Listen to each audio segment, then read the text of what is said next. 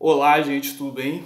Meu nome é Matheus Henrique, do canal Autocrítica da Direita, e agora eu vou falar um pouco sobre essa questão aí da chamada traição do MBL, né, ao movimento da direita, e as manifestações que estão marcadas para o dia 26 e o que eu entendo como os problemas estratégicos relacionados a isso. Eu peço que se inscrevam no meu canal, curtam os vídeos e compartilhem com outras pessoas interessadas nesse assunto e ativem as notificações, que eu agradeço muito. Primeiramente, tem a questão aí da Janaína Pascoal e do MBL se posicionando de forma contrária ao Bolsonaro. E eu não estou assim 100% informado sobre isso, porque eu não tive tempo, porque essa semana eu tive que estudar para as provas. Mas pelo que eu pude ver de alguns vídeos assim de canais no YouTube, etc., o que aconteceu foi que quando foram marcadas as manifestações para o dia 26, o MBL não apoiou, e alguns nomes aí tidos, considerados como direita, como a Janaína Pascoal e outros aí também não apoiaram. E a justificativa foi que, quando estava organizando as chamadas para as manifestações no Twitter, eles usavam, tipo, usavam frases como vamos ocupar o Congresso, vamos tomar conta, não sei o quê, passando uma ideia de que eles estavam apoiando um golpe de Estado.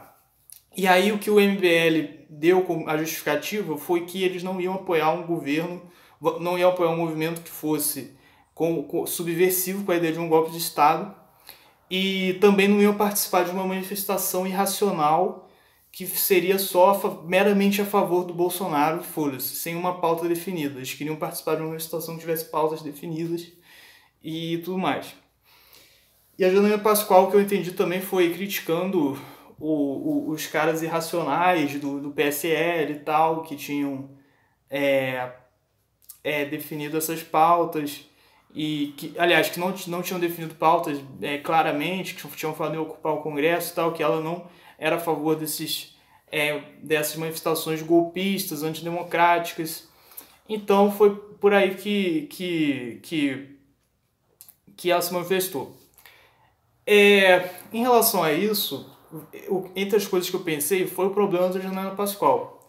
Aliás, não o problema dela, mas o problema do fato de pessoas de direita confiarem nela. Porque eu acho que desde o começo, no processo do impeachment lá e tal, a forma como ela se manifestava, a forma como ela apresentava lá as ideias do processo do impeachment, já dava para ver que ela era meio insana, meio maluca. Quando teve aquela manifestação dela rodando a bandeira do Brasil e tal, com os alunos, sei lá, dava para ver que ela era uma pessoa meio doida. E o Olavo até falou, né, que a Janaína era doidinha e tal, mas mesmo assim era preferível do que o Mourão. E outra coisa foi quando ela falou que aquele discurso, né, que ela supostamente seria vice nessa época, então ela deu um discurso, vamos dizer, esculhambando o PSL, falando que ela não ia seguir as diretrizes do PSL, basicamente, falando que ela não ia concordar com as mesmas ideias do Bolsonaro, e basicamente isso. E também a entrevista do Pedro Bial, ela falando que é simpática ao feminismo, que ela é feminista e conservadora ao mesmo tempo, sei lá, alguma coisa assim. E eu vi, pô,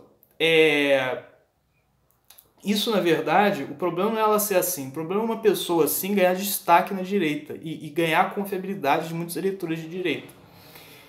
Agora, eu acho que ela tá achando que ela é muito mais importante do que ela é na verdade, porque ela às vezes pronuncia e tal como se fosse, pensando que fosse uma pessoa muito influente, porque ela foi, acho que, a deputada mais votada da história do Brasil, teve acho que 2 milhões de votos, sei lá. Mas o fato é o seguinte, o fato é que ela tem a confiabilidade da população por causa do processo de impeachment. Então o pessoal tende a associar a imagem da Janaína Pascoal como um movimento anticorrupção, em parte. Mas a maior parte, o maior motivo dela ter recebido esses votos foi o apoio, a associação dela à imagem do Bolsonaro, a ideia de direita, vamos dizer, a ideia de que ela seria conservadora, estaria associada ao Bolsonaro, e ao fato de não ter ninguém mais famoso que ela concorrendo ao deputado estadual. Eu aposto que se tivesse, por exemplo, o Príncipe, o Eduardo Bolsonaro, ou outro membro da família Bolsonaro, ou a Joyce, sei lá, concorrendo a deputado estadual, seria mais votado que ela, porque a votação dela foi maior até do que do próprio Eduardo Bolsonaro, mas é pelo fato de ela estar concorrendo ao cargo de deputado estadual e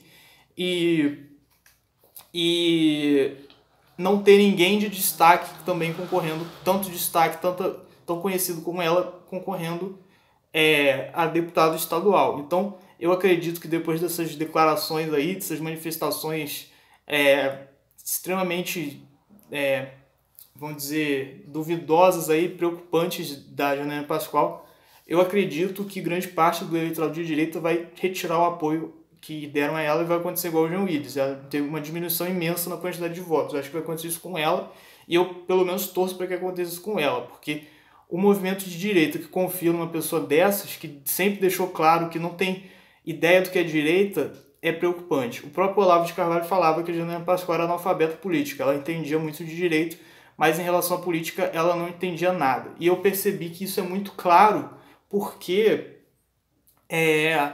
por exemplo, quando ela falou na entrevista com o Bial que ela era contra a mudança da sigla do PSL para Partido Conservador, porque aí seria o C e o C é a sigla comunista. Então, assim, a gente tem que se submeter à manipulação, vamos dizer, da linguagem, vamos dizer, do uso das siglas, uso dos nomes dos partidos, para não, vamos dizer, concorrer com a esquerda. A gente tem que se submeter à situação hegemônica que foi criada pela esquerda. E outra coisa, se a sigla se o C colocado na sigla é comunista, então o S não pode, o S também é socialista. Então, por que não pode usar o C e pode usar o S? Porque se o S também é socialista. Então, assim, pequenas coisas que dá para você entender que ela é analfabeta política. E com isso eu acho que isso é sintomático da direita. O problema não é nem ela ser analfabeta política. Ela tem todo o direito de ser o que ela quiser, não entender de política, falar um monte de baboseira, ela tem esse direito. O problema é que tanta gente da direita confiar numa pessoa dessas é sintomático da falta de organização da direita dos efeitos negativos para o movimento político que são resultantes da ausência completa, quase completa, de uma classe intelectual que dê sustentação para o movimento político. Porque, por exemplo, na esquerda, mesmo que o cara seja um analfabeto político, um ignorante, se ele entrar lá no meio da esquerda, vai ter dezenas de professores universitários, vai ter, sei lá, Vladimir Safatli, Rui Fausto, Mariana Chauí, vai ter um monte de professores universitários, intelectuais e tal, para falar, olha, puxar a orelha do cara e falar, olha, o que você está fazendo aí vai dar merda, isso vai causar um efeito destrutivo para o nosso projeto político, então você tem que falar isso, vai lá e fala. E os políticos vão lá e falam. Como o próprio Ciro, que é mais ou menos, vamos dizer, um cara que influenciado pelo Mangabeira Unger, e que fala que o Mangabeira Unger, mais ou menos, ele é uma caixa, vamos dizer, procura se basear, não é que é uma caixa de ressonância, mas procura se basear nas ideias do Mangabeira Unger. Agora, na direita, qual o cara que vai ter humildade de falar, não, eu procuro me basear nas ideias do Olavo de Carvalho, não vou fugir muito da linha do Olavo, e eu tô aqui para representar as ideias do Olavo. Ninguém fala isso, todo mundo acha que é o grande intelectual, o grande filósofo e tal, e que tem direito a ter suas próprias opiniões e a bater e a cuspir na cara do Olavo de Carvalho quando eles têm um mínimo de intrigas, de discordância e tal. Enquanto na esquerda acontece o contrário. Todo mundo respeita os seus intelectuais. Até o Lula, a Dilma, os caras mais importantes, eles vão lá e vão respeitar, nem que não precisa concordar com tudo, mas eles vão respeitar e vão procurar confiar nos intelectuais, porque olha, eles vão pensar, esses caras aí ficaram 20, 30 anos estudando esse negócio de política, filosofia, estratégia, então eles sabem disso, então a gente tem que respeitar. Essa simples disposição básica em respeitar o núcleo de formação intelectual estratégica daquele movimento político, o pessoal da direita parece que é uma coisa, para o pessoal da direita parece que isso é uma coisa de outro mundo, que é uma coisa além da capacidade intelectual humana você conseguir fazer isso, quando qualquer vereador de esquerda entende esse processo, como que funciona. E acontece com o movimento de direita, não tem intelectuais suficientes. Eu não estou falando da qualidade. Se eu ver a qualidade, eu acredito que a direita tenha maior, porque simplesmente o Olavo de Carvalho é muito melhor do que qualquer intelectual de esquerda aí. Porém, acontece o seguinte, esse Mariana Chauí, Vladimir Safatli, Rui Fausto, até o Mangabeira Unger, que pelo que eu vi parece que é bem melhor do que esse, mas também não chega a ser um grande filósofo e tal, eles têm intelectuais que mesmo não sendo suficientes para ser um filósofo, importante e tal, eles são suficientes para ser estrategistas. Então, assim, por mais que a Mariana Chauí é burra, o Rui Fausto é burro. Não, eles não são burros, eles não são grandes intelectuais, não são filósofos respeitáveis e tal, são pseudo-intelectuais. Mas para estrategista político você não precisa ser um intelectual de verdade, muito expressivo. Você pode ser um pseudo-intelectual, você fingir que você é um filósofo e tal, e não ser filósofo, só repetir a filosofia dos outros e macaquear, mas para a estratégia política você vai ser competente. Então, assim, a esquerda, o pessoal, com razão, critica a esquerda por eles não terem nomes mais importantes do que o Olavo, por exemplo, nomes realmente significativos na esfera filosófica, mas a esquerda tem bons estrategistas. Esse pessoal não é suficiente para ser um grande filósofo, mas é suficiente para ser um estrategista. Então a esquerda tem estrategistas bons. E tem a classe política que sabe respeitar os estrategistas. Como a direita não tem, acontecem situações como da senhora Janaína Pascoal, que fala um monte de abobrinha, um monte de merda, e não tem ninguém para puxar a orelha dela e para falar, olha, vamos seguir a estratégia da direita e tal, fazer isso, enquanto na esquerda, qualquer vereador, qualquer pessoa de pouca expressividade, vamos dizer, dentro da esquerda, tem essa sagacidade de perceber que eles precisam abaixar a cabeça para o núcleo estratégico, porque eles que estudam isso e se dedicam a isso.